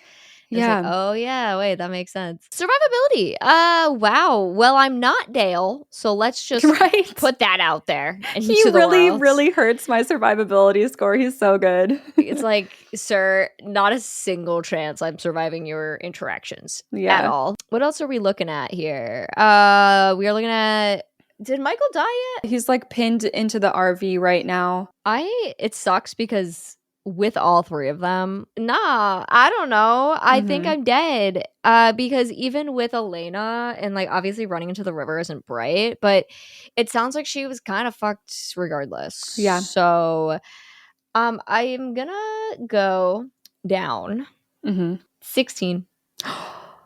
Caitlin. What's the matter? I gave myself a 52. Girl, how? Because I was like a 56 before, and then I was like, okay, it's definitely harder, but I still think I'm in the top half because a lot of our people are still alive. And I also personally think that of all the people, I would be in the group with Jonesy, Jake, Nina, and Amber. Like, I think I would end up in that group. You know, I wouldn't be Elena. Like, I wouldn't be like tanning by myself by the river. Right. Okay. So this is where our disconnect is happening because we're judging it differently. Yes, we are. I'm just going based on deaths, which is not necessarily the correct way to go about it. Well, there's no correct way. That's so true. Like, what are we even doing here? This is not. Yeah. I'm still going to be pretty low. But yeah, like I'm like almost halfway gone because like if you just are Elena, you're dead, you know? Like there's no way I'm a 0% as Elena, you know? Exactly. Okay, so I might have to just like redo this at the end, but I'm going to go up to 47 because I'm going to bring back those people who are alive, but looking at the people who are dead, like I'm screwed. So I still feel like I'm below 50. Yeah. So for now, I'll go with that. I will say that how I did my score for this, and probably will often, is by the time I got to like my final score, I did calculate my weighted, and then I was like, nah. So anyways, my actual final score is this. And that is exactly what I'm going to do today. Yeah. Back to what now seems to be our core four of the movie. We have Amber, Jake, Jonesy, Nina. Okay. And they've been running through the woods, but they start to slow down and walk carefully because up ahead they hear screams ring. Oh no. Oh no. What? I'm so sorry. What? No, I'm so sorry. No, girl. Okay. They hear screams ringing out, and it sounds like a man and a woman. And they sneak up on the commotion, and they see that brother having Elena balanced on a tree branch and basically like raping her. What? Okay. But we know like Elena's dead. So, but that's what it looks like to them because Jake recognizes Elena's hair. So he's like, oh shit, like that's Elena. And he goes running to help, obviously. Yeah. And the rest of the group follows after him, power in numbers. As they get closer, Jake screams for the brother to get off her. But then the girl looks back at them, revealing her to be the sister. And she has her Hannah Montana moment pulling off Elena's scalped, luscious hair from her head. Why did they do this? Yeah. From a writing perspective, why would they put me through that? There's so many layers to that. Yes. Just pure insanity. The layers go crazy right now. I know. What? You know what? I hate to see it, but also I kind of like. But also nothing. But also literally nothing, Cassie. No, it's so crazy that we have layers and like character dynamics between the antagonists rather than them just being like crazy, I'll kill you people like the first movie. That's something I do enjoy. It's lore and it's interesting, but I do want to throw up. Okay. Yeah, no, I mean, you're not wrong. Yeah. It's just crazy for me to be like, wow, this is fucked up. And you're like, yes, but. Yeah, but. Yeah. But sounded a little crazy for a moment. Yeah, no, this is great. I love this. Yeah, I knew you'd like this part. Yeah, my favorite part. So they're like, oh shit. And Nina immediately just turns and runs away. Like she does. So real. It's so funny. We see it from two different angles. She's just in the back like, nope, she's running. She doesn't get too far though before she falls into like this man-made hole trap situation, you know, where like, you know what I'm talking about? A hole? Oh, sorry, no. I won't bring that here. I won't bring that here. No, tell me why I thought that. I was writing this. I was like, can I use a word other than hole here? Because I don't want to like trigger something in Caitlin, but you don't want to trigger my Twitch personality. Yeah. Whoops. So she's just down in the manhole. Not down in the manhole. No, the worst part is like if you had just what do said I call that, this? Like the trap? No, you literally, girl, you just could have just said manhole and kept going, but then you had to pause and then I had to think about it, and then here we are. She's trapped in the earth. In the manhole. Okay? In the manhole.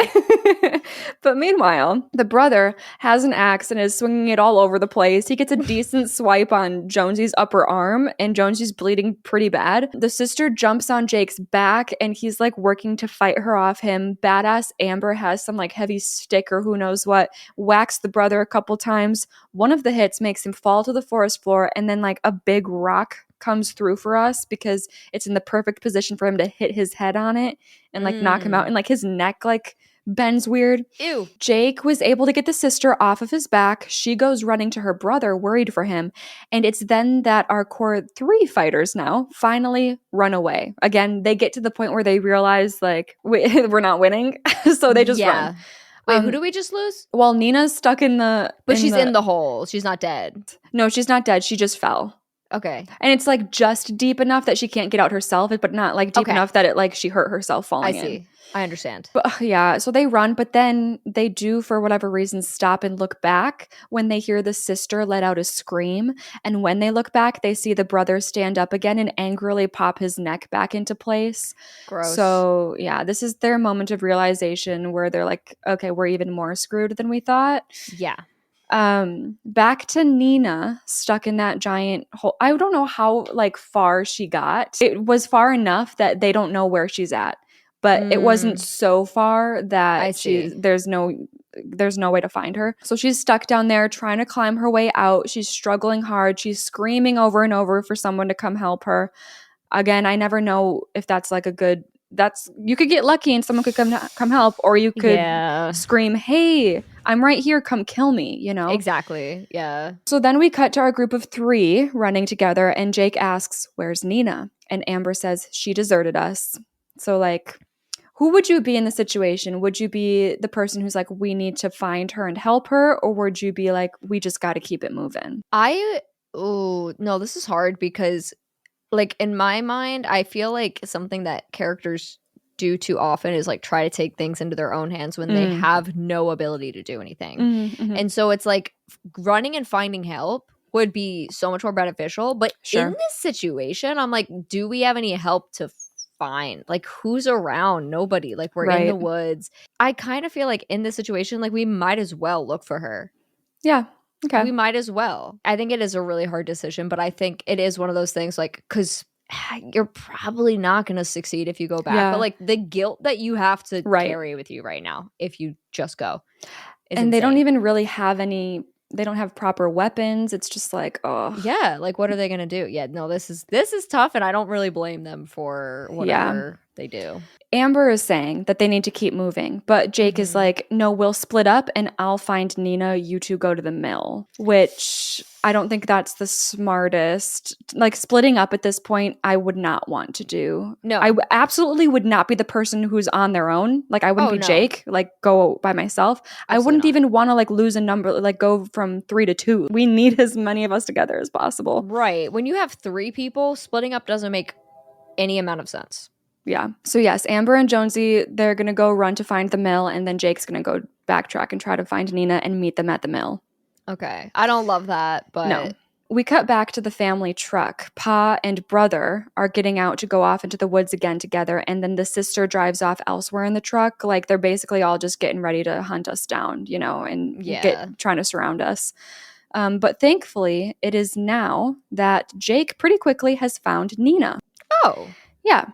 And also, he's able to reach down and pull her out of this hole, but it's really tough. And in the process, he dislocates his shoulder.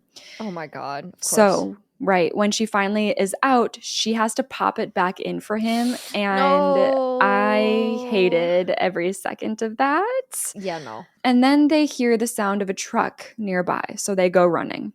Yep. So they're running and running until they get to the edge of a cliff where there's a drop off to the Russian River. The Russian River. Yeah. And that's when they hear a nearby shotgun go off. The sister has found them. Yeah. Jake takes Nina's hand and says, let's go. And they jump off the cliff into the river. How far is this jump? I don't think it's realistic, but they're fine. Okay. Got you. Like, I think they would have gotten really badly hurt because I don't think it's a very deep river either. Like, they absolutely would have hit the rocks. from the distance they jumped, but Oof. whatever. Okay. Yeah, whatever. Yeah. So the sister's pissed. She's screaming. She turns back, presumably to go back to the truck, hunt them down again. Now it's time to go check in with Dale. He is getting his shit together. He's loaded on dynamite. He has bows and arrows. He's got a lighter. He's covering himself in some like camouflage face paint. Oh my God, Dale! Like he took the time to explore the house and stock up on inventory. Like when you're playing a video game, this is who you want to be. Really, for real. Like, oh my God, MVP. Yes. Now back to Amber and Jonesy, still running through the woods trying to find their way to the paper mill. They stop for a moment to reorient themselves and try to figure out which way to go here. And Jonesy is so hyped for her. He's like, you totally kicked ass back there. I'm serious. And you were right. I was a total asshole before, and I'm never going to diss you or any other female ever again. Just like, she's just saved him, I guess. And he didn't realize that like a woman would be capable of such things, you know? What? Yeah. Crazy. So her response to all that is great. And then they hear a twig snap nearby. So they start running again. Jeez. They're running. Jonesy trips and falls to the ground. He's losing a lot of blood from that slash in his arm and just struggling in general. Right. Amber turns back to help him up, and when they stand back up, an arrow flies between them, and it's Pa and Brother that have found them now. Yikes. Amber and Jonesy obviously keep running, but unfortunately, Jonesy ends up stepping into a rope trap that tightens around his ankles and then strings him upside down into the trees. He's screaming for Amber to help him, and of course she does try to by like working away at the thick rope that is tied to a nearby tree that's like holding him up.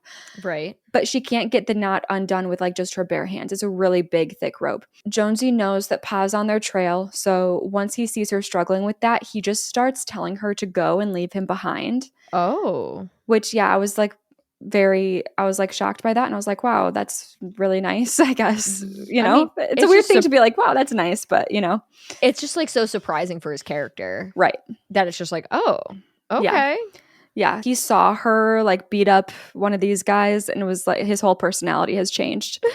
But she's screaming that she's not gonna leave him. It is a pretty decent relationship arc in the movie. It's not done too badly, but it's also kind of funny. Just, you know. It's kind of crazy, but, you know, whatever. Right. Then it gets worse, though, because Amber, she spots, like, I think an axe nearby. And she's like, oh, yay, an axe. She ends up stepping into a rope ankle trap of her own.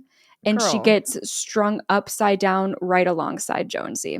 What? Yeah, so they reach out for each other and end up being able to grab onto each other's hands. And that's when Pa and Brother show up. And Pa's about to take the shot at them with his arrow. But then he looks at his son with like a sentimental gleam in his eye. And he hands the bow and arrow over to him to let him take the shot instead.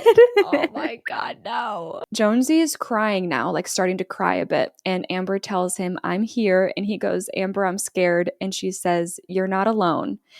And then Brother takes his shot, and his arrow shoots through the back of Jonesy's head, out the other side through his eye, into Amber's eye. What? And the spear makes it through the back of her head. So the arrow is stuck there, locking their heads together. And they're both dead. That is wild. Actually, I know. That is a wild image, I gotta say. A wild way to go. Interesting. Very creative, yeah. It was, I'm sorry to say, it was cool to see. Yeah, no, it sounds kind of cool and like symbolically kind of cool given the whole arc, and I don't know, I think it's kind of fun. You get it. I do. Back to the river, Jake and Nina have survived their little cliff diving excursion and are climbing out now, and they actually end up making it to the paper mill. Oh. So, there are a bunch of big empty barrels labeled chemical waste all around the site, and they are also labeled, warning, cause birth defects. And Nina sees that and is like, birth defects, no shit. Like, yeah, we got it. That much. Inside the mill, they start searching around for Amber and Jonesy, assuming that they would have made it there first. But the longer they search, the more they're starting to worry that maybe they didn't make it after all. They also find the skeleton of a little girl in some locker. Yeah, everything is becoming like more unsettling by the second in this paper mill. And then they hear the truck pull up outside. Of course. Yeah.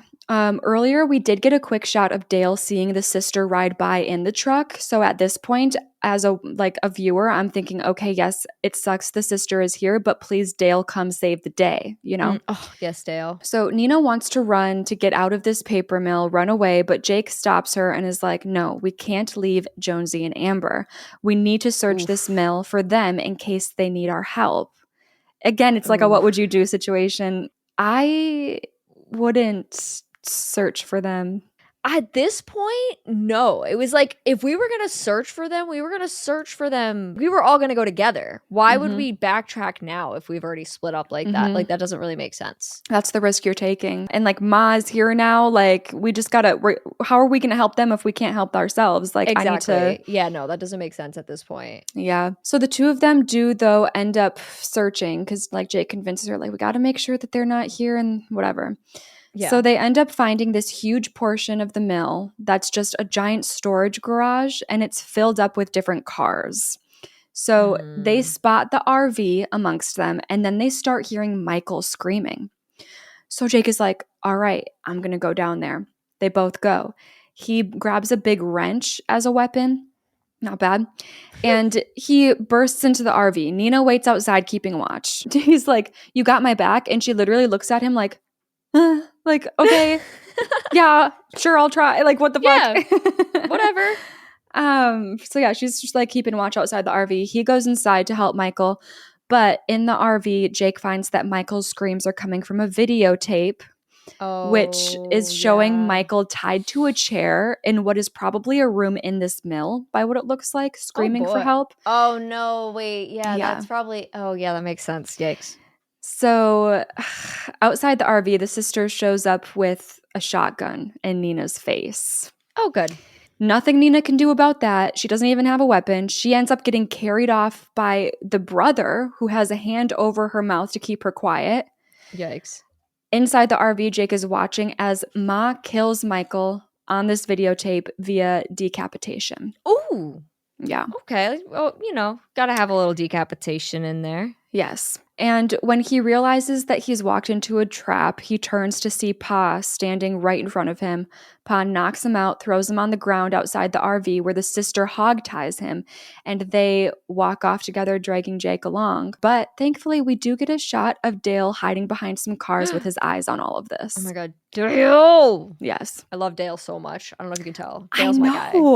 I love this guy. One of my favorite horror movie characters, if I'm being honest. He's cool. So cool. And I even thinking back to that moment with Mara where he was like, stop being in your head. You're stronger than you think. You got this, girl. Yeah, like, he's like a nice guy and a badass. Exactly. Love that. So we cut to Nina waking up in a cage in what appears to be this family's living room, which is inside this paper mill. Not in the living room. There's another cage next to her that appears to have the skeleton of their last human pet that they decided to keep. Cool. Cute. So the sister's just sitting around watching some TV. It looks like a sermon of some kind that she's watching. And Ma is in the kitchen preparing some human meat for dinner. Jake is strung up by his wrists in some chains, like in the middle of the living area. And Pa's having some fun toying with him with a knife. Nothing fatal, though. Just jokes. Yeah, tee. And then Pa gets bored and goes to watch some TV, too. And that's when the brother comes up to Nina's cage with a video camera, which they are like the shiny new toy, the new find for them. Very excited about it. And he's filming her, family vlogger incoming. And then the sister gets jealous and pulls the brother away from Nina's cage before turning the gun on Nina. And she pulls the trigger, but nothing happens. It's not loaded. Nina flinches. The sister laughs. Yeah. So Nina screams a nice fuck you at her, which of course pisses the sister off. So she opens the cage and just knocks Nina out with the gun. Oh. Nina wakes up again in Resi 7. Okay? Oh. She wakes up again, this time at the dinner table, tied down to a chair. Oh, no. Yeah. And her wrists are like wrapped around the chair hands in tight barbed wire, like in like spiky metal. Yikes. It's dinner time. The whole family is the way you said that. It's dinner time. Tee, yeah. The whole family is gathered around, excited to dig in. The brother keeps swatting her with a fly swatter just for fun and like throwing bits of flesh at her face. Oh my god, like hibachi. Oh my god. Help. Sorry. I just edited that episode. Oh my god. We talked about hibachi. Yes. Oh, I'm sorry. like, now I'm thinking about how has that not happened in a horror movie yet? Oh my god, hibachi but horror. Ooh. Yeah. Jake is still like strung up on his tippy toes nearby, and he's just screaming at them to stop messing with her. They do stop messing with her for a couple moments to say a prayer together before they start eating. Okay, good. Actually, we can make out the word amen at the end. Like they say amen, which I was like, I think they've grunted shit a couple times throughout the movie, but like I couldn't really tell. But then they for sure said amen. So I'm like, okay, I think they can like say words every once in a while. Interesting. A portion of food is slopped onto Nina's plate in front of her, and the brother takes a piece and tries to feed it to her. So naturally, she screams at him to burn in hell, and that makes him mad. So he gets up and starts shoving handfuls of the flesh stew into Nina's mouth, like forcing it down. But thankfully, that's when we cut to Dale. So yes. He is trying to find his way to this family headquarters, and he comes up on a vent that he's about to climb up through in the ceiling. It's like really big, and it's like one floor to the next. But then a pair of shoes steps on it, and it's Ma. And she's got a bucket of organs that she's throwing into this huge industrial-sized meat grinder. Like Sorry, I can't Why are help you it. giggling like that? I don't know. I just couldn't, just it's a funny word that I think about sometimes. Yeah, that's weird. It's the size of a human though, with these whirring metal cogs where she throws the meat in and it pulverizes it to a bucket on the floor below. Oh my god, girl, you just reminded me of Saw 3 and I'm like gonna okay. Let's not think about that. No, well, right. This will not come back into play. No. Girl, I almost threw up during Saw 3 because of a freaking meat grinder of sort. Oh god. Okay. God. The meat grinders are coming in to haunt you.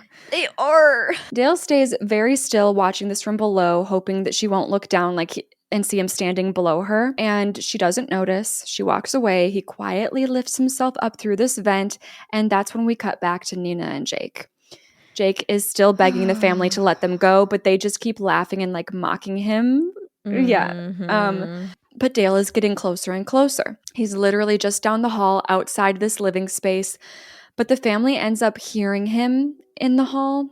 Oh god. And it's so annoying. I don't know how it's like they hoard everything, right? Like they are collectors, this family, and they ended up with one of those radiation things, and not the one that makes the alarm, but it makes a sound of sorts because Dale is still wearing a radiation card from the game, and it makes some sound that they hear. And yeah, Dale knows he's been heard, so he runs off. Pa, brother, and sister go out for a game of cat and mouse around the mill to try and catch him. Sister and brother stick together and they go search the big garage of cars, which yes, Dale is crouched behind one of the cars in there. Okay. But he spots the brother and sister first, and then he takes his knife and he cuts his arm deep enough so that he is dripping blood. Oh. He knows they'll be able to smell it, and then he purposefully lures them with a trail of his own blood, like right where he wants them, like in circles. And then when he's got them where he wants them, then he takes his bow and arrow that he has a stick of dynamite strapped to, lights it. So then when he lets the arrow fly and it impales the brother, the sister is freaking out trying to help her brother out and get it out. But it's too late. Dale takes cover and the brother and sister blow up. From the dynamite. Way. Yes. Oh my god. No, this is so sick. I can't even lie. Like, holy shit, that's so good, Dale. Yeah. So RIP brother and sister. Another insane, like Dale's insane. I love him. Yes. After hearing the explosion, Ma flees the living area to go see what's going on. So Nina and Jake are alone in there now, and Nina's like drifting in and out of consciousness. But Dale finally shows up to help them. And he helps Nina pull out of the barbed wire that is wrapped around her wrists, but it's still like he takes his knife and like puts it between her wrist and the barbed wire to like give it some give, like some space. Yeah. But he's like, you just got to do it. And she pulls out and like she gets cut up really badly. And also like watching this, I can't help thinking how fucked up it is that the girl with the self-harm scars, yes, is literally like opening up those old wounds and like also making new ones. Like her wrists are just shot, you know? Yeah, that's crazy. Yikes. So, but yes, she's able to get free. He helps her get free, and then he points somewhere and tells her there's an exit door through there. We'll be right behind you. And she goes running. Next, Dale cuts Jake free of his bindings, and once he's free, Dale tells him, I want you to go find Nina. But Dale's cut off with an arrow piercing through his back and out through his chest. No. Pa has come back and found them. Dale stays strong, looks at Jake, and is just like, hey, find Nina. Go. I got this. And Jake runs away. Then Dale turns and gets another arrow through his abdomen. No. But he's still standing. And he's just like snapping them off in his body. Like, so he's like, ugh, annoying. Like snaps them off and like keeps walking. But that's when Ma returns with this like gigantic razor wire. And she does a little cowboy spin on it before launching it at Dale. And it spins itself around his neck multiple times.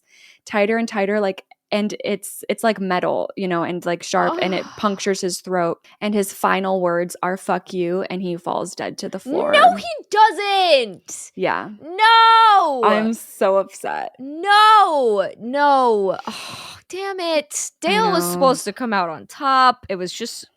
You know what? And he could have, but he saved, he did, you know, Jake and Nina instead. Because you know he could have gotten out. He could have gotten out of the woods. You know, he's just one of those guys where it's like, I'll find my way out of here. Can I just say, I'm so sorry. Side note, my stepdad dropped the most insane lore on me the other day that actually is kind of relevant. He at one point got lost in a national forest. Okay. Oh, okay. By himself. Like he had radios. And he had friends that he was like on a trip with, and he had to like contact them, and his friend drove out and was like honking a horn, and like eventually he could hear the distant honk, and he was just following the sound of. He didn't have a compass, he didn't have a phone. It was like old enough that he had a phone but not like a GPS. And he said that while he was walking through this national forest, he found something. What do you mean in the middle of? What? You will not, like, if I told you to guess right now what he found in this national forest in the middle of the woods, it just wouldn't happen. You would never guess it. He found an unopened fresh package of pink Peeps. What? Yes. And he was like, all right, like I'm about to have to survive on Peeps. Like, I don't know. Peeps is crazy. I know. Who's bringing Peeps into the woods? Like, I hope that person's good. They left behind their pink Peeps. Yeah, what? Oh my god. No, that's so bizarre. That's insane. So, yeah, you know, like Dale's the type of guy who would like find some Peeps and just live off of them for days and then find his way to like, I don't know. He can like follow the sun. Like, who knows? He can do anything. Yeah. Once Dale falls dead to the floor, Ma turns to Pa and shows him the scraps of clothes that she found, confirming that their children have been killed. And they go berserk. They're upset. Meanwhile, Nina has made it outside. There's blood all over her forearms, but Jake hasn't made it out yet. He's made it as far as the giant meat grinder area. No. Which turns on thanks to Ma and Pa, and they're ready to push him inside. Mm-hmm. We get a 1v1 with Jake and Pa. Okay. Pa wins out and has him pressed up by this meat grinder. Like Jake's head is like a centimeter away from being crushed, right? Mm-hmm. But Nina hears the struggle starting from outside, and she decides to go back in and try and save him, which is also very interesting. I don't know, the characters are interesting in this movie because she like spends the whole thing being like, she's the one who ran away and got stuck in that hole. She's the one who wanted to run away when Ma pulled up in the truck, and now she's like, God damn it, and she goes and she wants to try and save Jake. So she makes it to the meat grinder area, knocks out Ma, and then jumps on Pa's back. But she's not just trying to fuck around and be a distraction here. She goes in for the kill. She takes a big bite out of Pa's neck. Ooh! A huge hunk of skin and muscle and blood starts spurting out of him. By this point, Jake was able to free himself, like get away from the meat grinder, grab a weapon, and he starts whacking Pa until he pushes Pa into the meat grinder, and Pa's arm is getting pulverized, like no arm. Oh my God. But Ma comes in with the 1-2 punch, knocks down Jake, and she goes and grabs Pa out of the meat grinder. Okay. So yeah, again, no arm now, but he's still alive. Nina's like, yeah, no, fuck that. And for some reason, there's this giant horizontal tree trunk up in chains, and she goes and pushes this button, and that makes it swing forward into Ma and Pa, and it pushes them both right into the meat grinder. No escaping. They both get pulverized. Oh my God. And Nina and Jake are our survivors. Oh. I don't think the cash prize is still up on the table, though. Oh, damn. That's too bad. I know. That is too bad. But that's not how the movie gets to end. Like, no, of course not. Obviously not. There's more. The movie ends with like 4 more films. Like, that is not how the movie ends. Oh, I will say for them, they like how they get out of here. They go into like the giant garage and try to find a car that works, and they do find a car that works. The red convertible from the beginning of the movie. Okay, cute. The movie ends with a panning shot of the river, and we're seeing this bright green toxic waste flowing through it, and it leads us to a man that is filling up a baby bottle full of toxic waste. And they're cradling the deformed baby that Ma gave birth to earlier on. I forgot about that. But you know what? I'm honestly not even sure. Like, correct me if I'm wrong. I can't tell if it was Ma or sister who gave birth. I think it was Ma, though. But I'm not sure. It would make sense for either of them. Yeah. But yeah, so this person's like cradling the little baby, but the baby isn't interested in the toxic waste bottle. However, when this man pulls out a human finger, the baby latches on and is loving it. Oh my God. And we pan out to reveal that the man caring for the baby is 3-finger. Yes. Of course it is. You clocked it. There was an energy there. I think they wanted us to think he was dead. So that's why I told you he's dead. But yeah, of course. He's still alive and kicking it, and he's going to raise this baby, and that is the end of the movie. Oh my God. What a weird way to end it. But like also I can't be surprised because like that's about the energy of this film. Yeah. I don't know. This makes me want to watch the rest of them. I'm just curious about where the lore goes in this franchise. I can't tell if it's something where what if we end up having an episode eventually for every single wrong turn? Like maybe that's how this is going to go. Oh my God, crazy. Either way, I will be watching the rest of the movies on my own at the very least because I'm just so intrigued by it is. Yeah, everything. It's interesting because it's like I feel like the lore is very much laid out for you, and like it shouldn't go much deeper other than I guess delving into exactly what the toxins are and where they come from, and maybe you could go down a path with that of like intentional poisoning. Family was into something more, like I guess there are roads you one could of take. them, I don't know which number wrong turn it is, but one of them is called Bloodlines. Okay, so I'm curious about that. Also, I'm like, low-key, I want to see this baby grow up. That's what, Boyhood with wrong turn. Like, give it to me. I'm down. What a wild sequel. And honestly, like, I feel like I do like the vibes of this one better than the first one. I like the first one, but I feel like this one had a lot more to play with. Yes. I thought the vibe of like reality show is so fun. I'd never really seen that before in this way. It's so fun. I want it to be more of like a subgenre of horror because there's a lot you can do there. Right. And you could definitely do like, is there any, well, I guess probably not, but like reality show found footage horror? Whew, I gotta say, all right, so we ended up with Jake and Nina in the end, right? Yeah. Okay. I'm just not confident if at this point, and I haven't been confident the whole film. Right. If Dale can't make it out, like, what am I doing? I am, like you've said, though, and something that does need to be a part of our equation is we're probably not going back in situations where they go back all the time. Well, if I was Nina, though, at the end there, and I was like, I only had one other person, like I only had Jake, and he was like, I'm staying, I wouldn't separate either. Like I wouldn't want to stay, but that's true. I would stick with him rather than be alone elsewhere. That's fair. Yeah. But when she gets back there, all the stuff she did, I probably wouldn't have been able to do. Well, that's the thing too. That like throws a huge wrench in it for me for this like final third act score was like, ain't no way I'm biting his neck. Yeah, no. Like, not happening. Yeah, I would die in that final like show off. Oh man. Oh god. Okay, we gotta drop. Girly, we have to drop. Okay, I'm gonna go down. I'm gonna go down at I just looked up at the countdown for Taylor Swift and it was at exactly 10. So I'm gonna go with 10% for my final act. I went 7. Might even be high. Yeah, I was gonna say, yeah. It's that seems like a appropriate area to be in. So with my weighted score came out to 30%. And I was like, LOL, no. So my chosen score, I decided to just go with my final act score being my overall score. Because so much happens in the final act and it's like so important. Like if I make it to the final act, like I'm dead. And so why not just make my final act score my official score? So I'm a 7% overall. 7%. I'm curious to see what mine is. My weighted is 26. Okay. But I'm going to follow your format and just but 10's like high, dude. You can lower it. You can give it whatever feels right. 5. Okay. Yeah. So 6%. Wait, I can't remember. What was I wonder what our percent was for the first one. It was definitely a single digit, I think. 10. Oh, really? Yeah.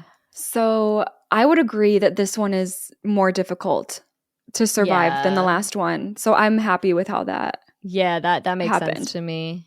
Yeah, solid 5 for me because I don't want to say 0. This is definitely not a 0 kind of film because I feel like 0s are reserved for like things like freaking funny games. But no, that's not likely. So I think our overall being a 6 is fair. All right. Well, you guys can check us out on Instagram at I'd Survive Podcast. We have a bunch of links over there, including one to our Discord where you can submit your own scores and let us know, would you survive?